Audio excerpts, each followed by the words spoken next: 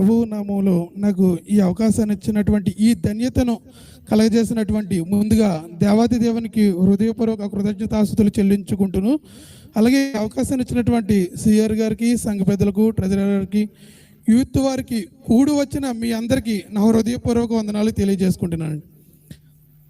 యవనస్తుల కూడిక మనం ప్రతి సంవత్సరం జరుపుకుంటుండగానే అలాగే ఈ సంవత్సరం కూడా మనం దేవుడి మహాకృపను బట్టి దేవుని దీవెనలతోటి, దేవుని ఆశీర్వాదాలతోటి ఈ సంవత్సరం కూడా మనం చాలా ఘనంగా జరుపుకున్నాము. అయితే చక్కగా ఆరాధనలోను, చక్కగా పాటలు పాడటంలోను, చక్కగా వాక్యం చెప్పటంలోను, చక్కగా వాక్యం వివరించటంలోను మన యవనస్తులు చాలా ముందుగా ఉన్నారు.